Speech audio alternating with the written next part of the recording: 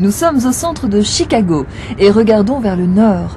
Derrière une impression d'ordre et de dynamisme, ce paysage révèle une ville en pleine crise de mutation.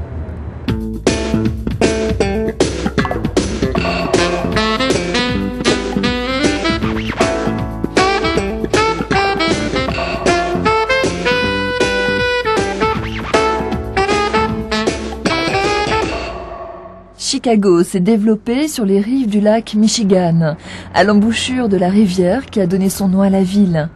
Une zone d'entrepôts et d'usines s'étend de part et d'autre de la rivière Chicago. Ces zones industrielles sont en relation directe avec le reste du pays, grâce aux voies navigables et aux voies ferrées. Les quartiers d'habitation sont concentrés entre la zone industrielle et le bord du lac. Le centre-ville est essentiellement constitué de gratte-ciel parmi les plus hauts du monde. Nous sommes au sommet de la tour Sears, 440 mètres. La bourse de Chicago est la deuxième place financière des États-Unis.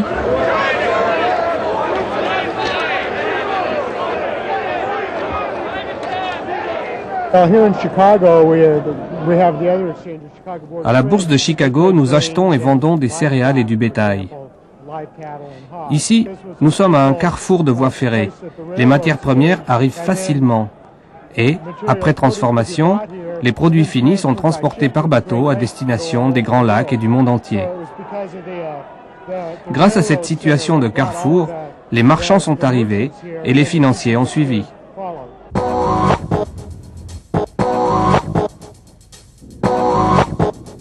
Ce quartier consacré exclusivement aux affaires est appelé le Loop, c'est-à-dire la boucle, comme celle formée par le métro aérien qui entoure le centre. À Chicago, il n'y a pas d'immeuble ancien. Tout a été reconstruit après l'incendie de 1879 qui a ravagé la ville. Seul vestige de cette époque, la Water Tower.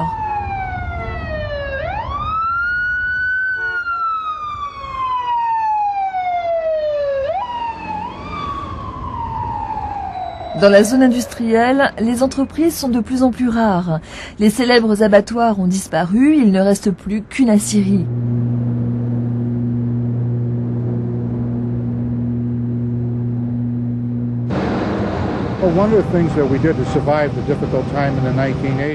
Si nous avons réussi à survivre à la terrible crise des années 80, c'est parce que nous avons intégré des technologies de pointe dans nos processus de fabrication. Ça nous a permis de réduire le nombre d'employés et de devenir plus compétitifs. Aujourd'hui, nous sommes capables de produire de la très haute qualité à des délais et des prix raisonnables.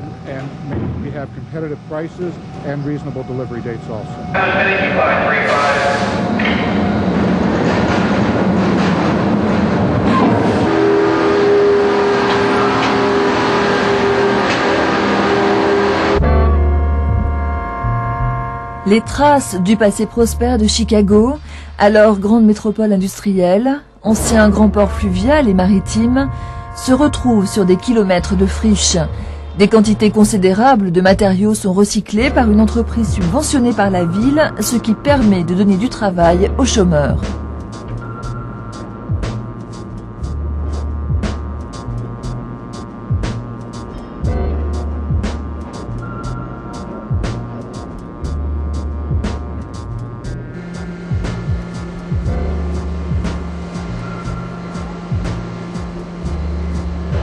Cette entreprise de recyclage, située près de la rivière Chicago, était installée il y a une vingtaine d'années près du lac Michigan.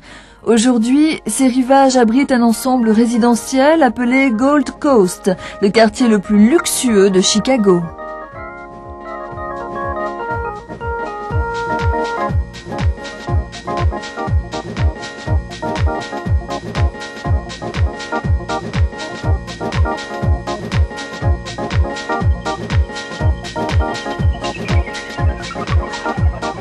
À l'opposé, longeant la zone industrielle, se trouve le ghetto noir de North Claiborne.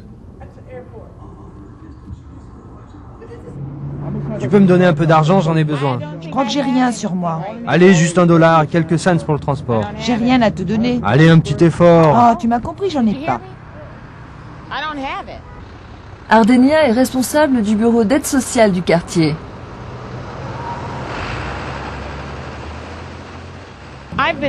Je vis dans ce quartier depuis plus de 20 ans et je peux vous dire que c'est un quartier très difficile. Nous essayons de reloger les habitants dans de meilleurs logements où ils se sentent en sécurité. Ici, il y a de gros problèmes avec les gangs et beaucoup trop de gens se sentent désespérés.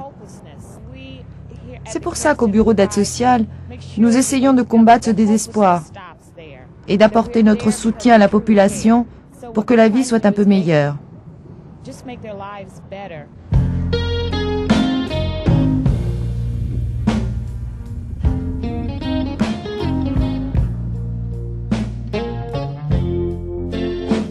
Dans la majeure partie de cette zone d'habitation, de nombreux lieux sont en voie de réhabilitation. La famille Muñez vit à Chicago depuis 16 ans.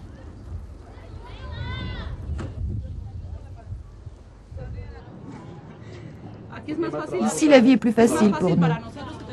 Même en tant qu'immigrants, on a pu facilement trouver du travail et mettre les enfants à l'école.